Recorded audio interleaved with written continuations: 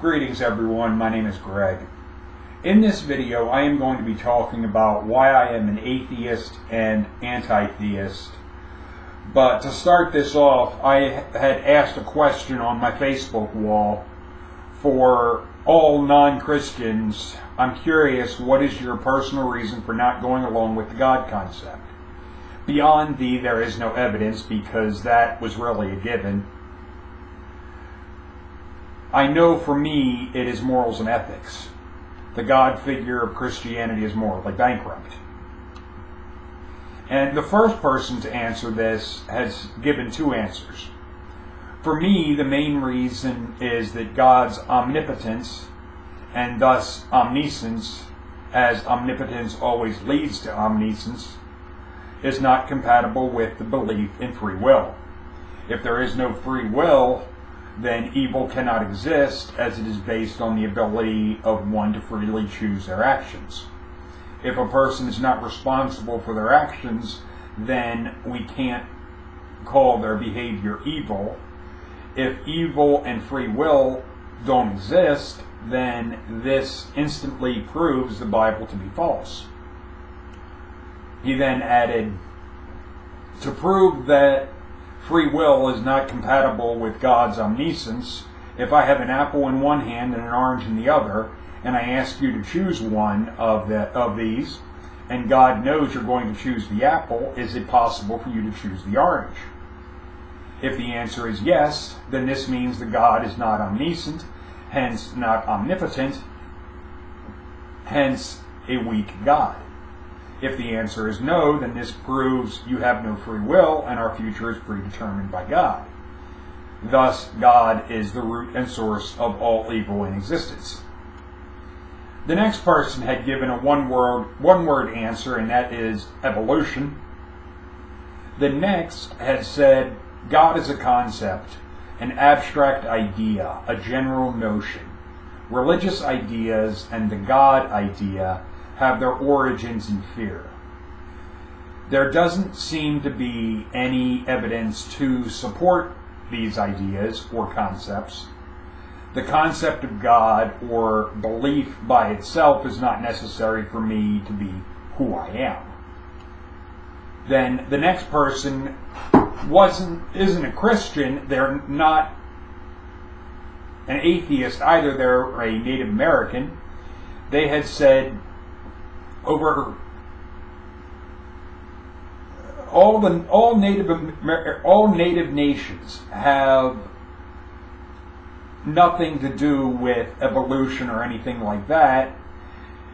It has to do with us having a different belief.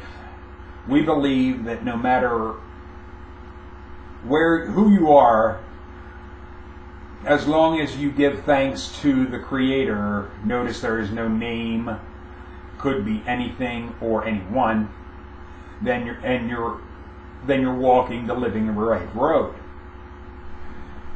So it's one. Native Americans have their own ideas regarding a God, what would be termed a great spirit or things of that nature. It's not a personal type of deity in that regard. And I have no problem with Native American beliefs in and of themselves. And then one person had said about science being a creator, and I don't agree with that, because the idea of science being a creator gives people, it anthropomorphizes science and gives people a wrong idea regarding what science is. That they try and twist it into science being a religion, not a means of examining the evidence and drawing a conclusion based on evidence and examination. Then one person had said, one doesn't have to be a Christian to know God both as a concept and as divine. Africans long time knew and worshiped the divine before Christianity. Same for Greeks, Indians, Buddhists, Confucians, etc.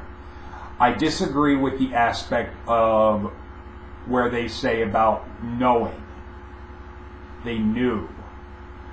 Because if you're going to try and say that you know something exists, that would indicate to me that there's a means that you have by which you can prove what you know. If it is just something that you believe or that you think, that's not knowing it. That's only a belief. The aspect of knowing is saying you have knowledge of, and if someone has knowledge of a God and so forth, I would want to see how they know in that regard. But the last answer is one that really, I find it very intriguing. It is, the problem of the human monkey is that we often conceive of inconceivable questions for which reality doesn't produce an answer. This leads us not to see reality as it is, but as we perceive it through our monkey brains.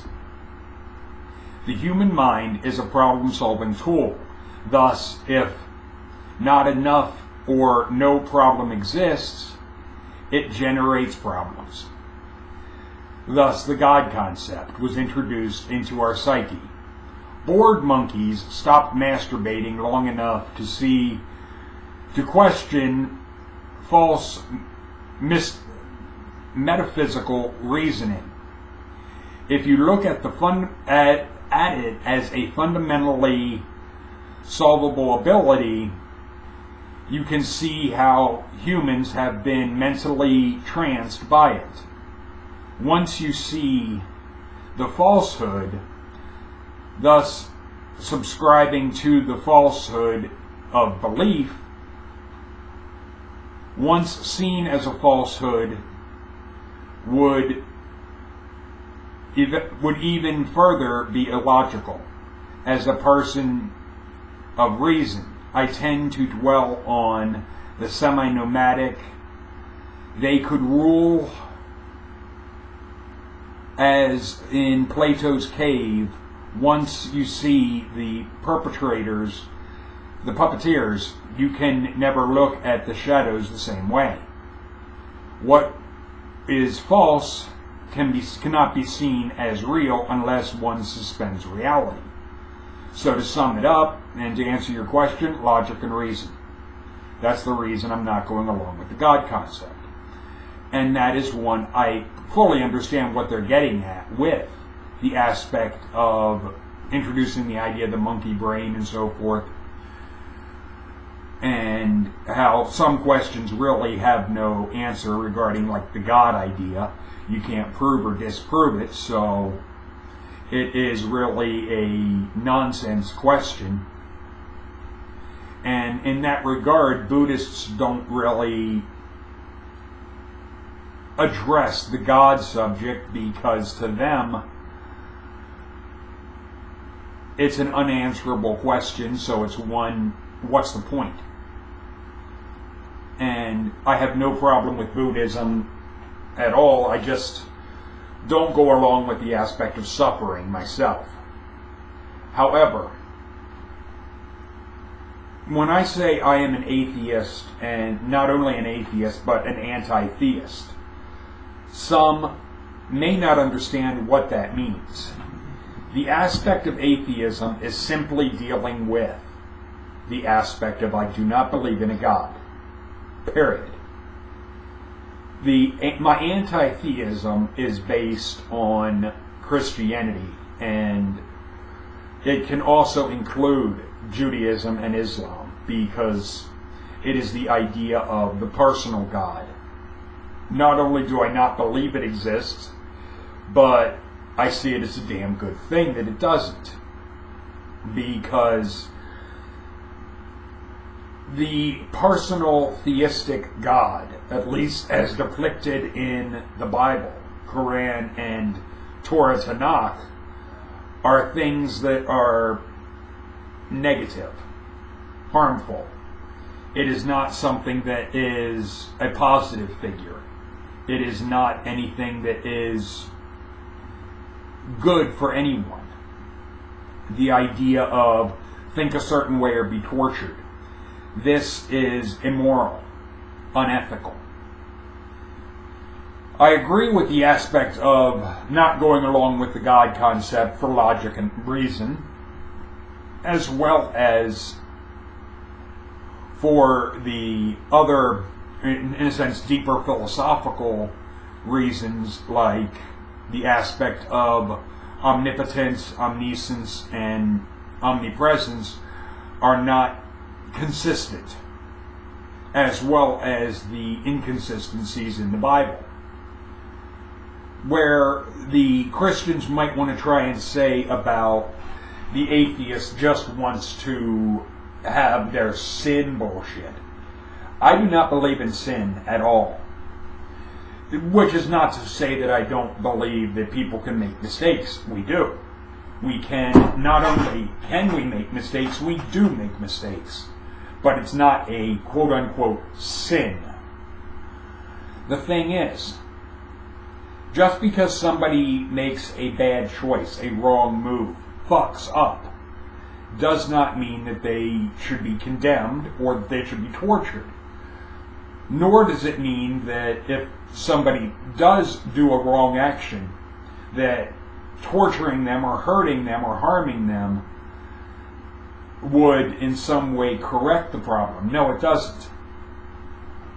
For the Christians that would want to try and say about our use of prisons and so forth, the reason we have those is because for people that get put in prison, it is one of, we don't know socially how to, in a sense, deal. These people are demonstrating by their actions that they can't live amongst the rest of us without trying to cause harm to others.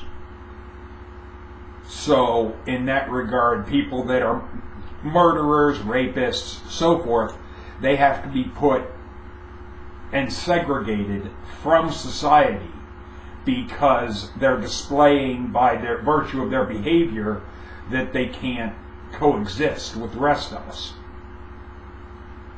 We don't have the ability to fix the chemical imbalances or flaws in either their brain and we don't have the ability to completely address the social ideas and maybe conditioned thought patterns that may be wrong regarding why a person is choosing a certain action.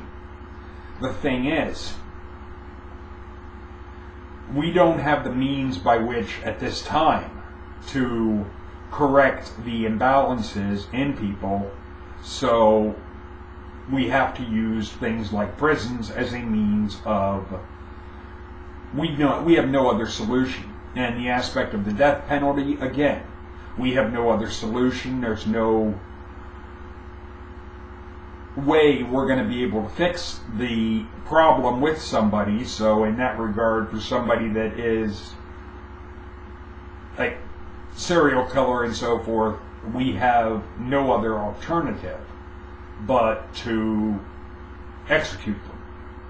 And in America, at least, we try to, our legal system and court system is based on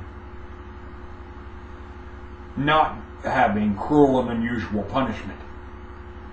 The idea of torture is unacceptable. And this is something that is clearly not present in Christianity. Not to mention with Christianity, what you have is thought crime. And thought crime is classic tyranny.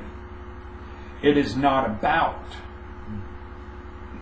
somebody being bad or harmful or negative, but only not thinking what a certain group says.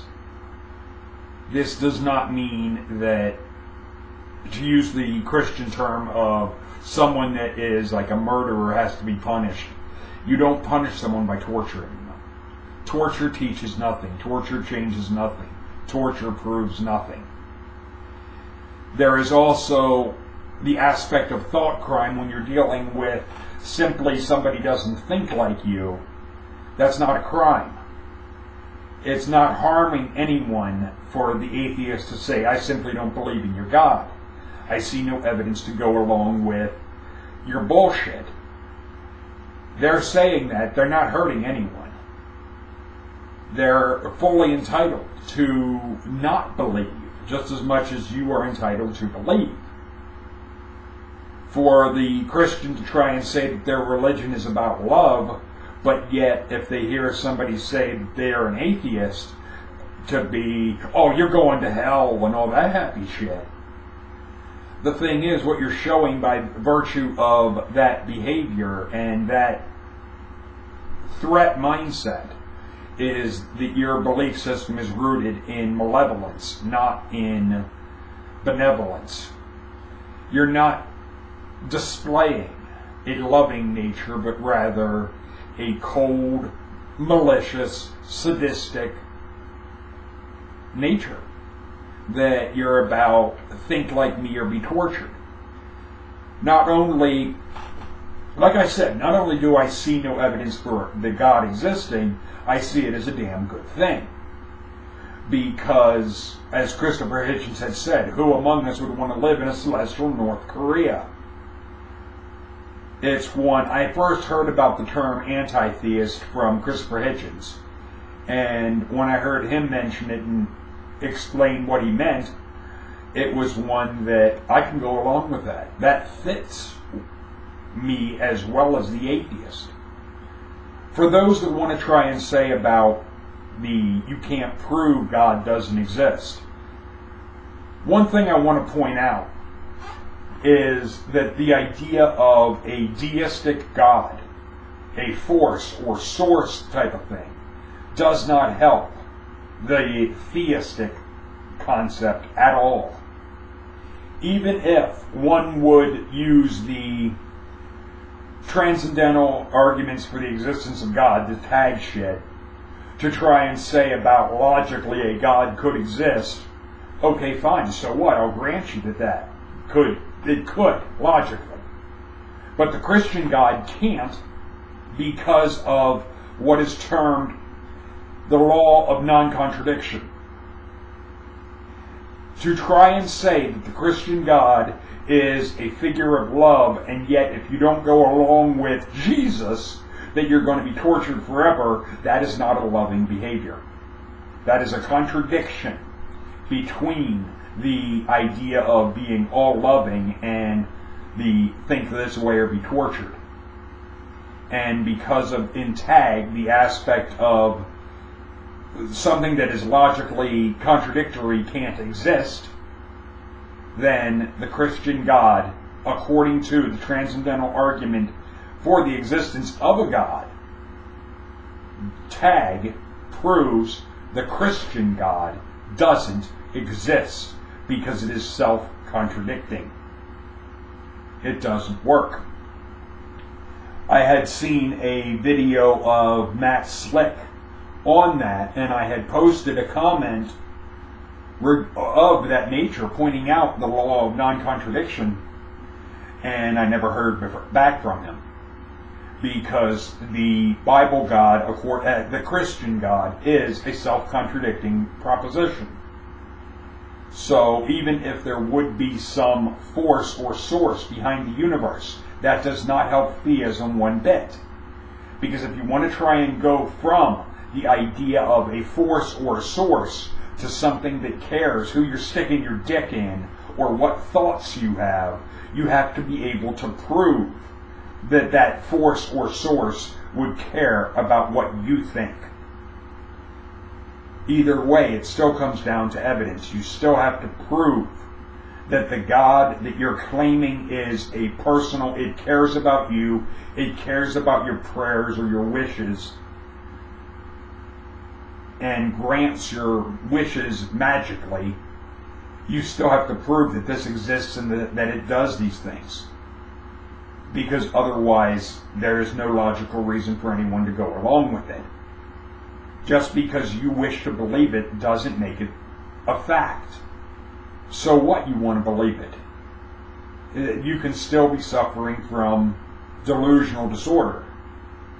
It doesn't mean that even if a force or source would exist, doesn't help you one bit.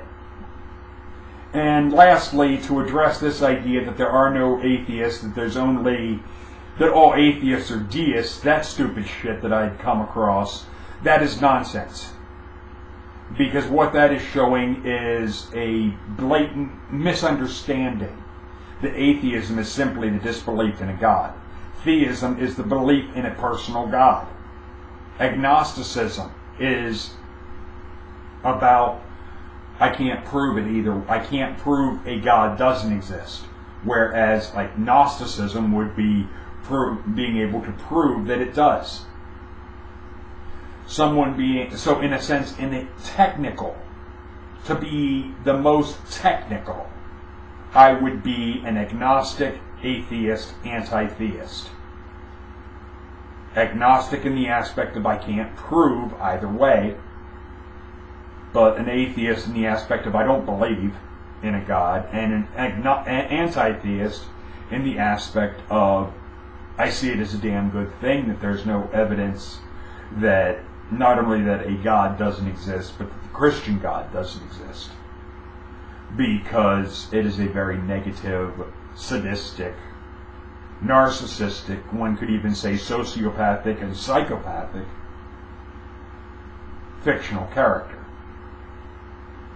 But I hope this is something that you find interesting, and feel free to leave your comments in the comment section below as to, like, if you're an atheist or a non-Christian, why you don't believe in God, or why you might not believe in the Christian God. If there's anybody that is a believer in the Old Norse gods, by all means leave your comments and explain like why you believe in Thor, or why you believe in Odin, or whatnot.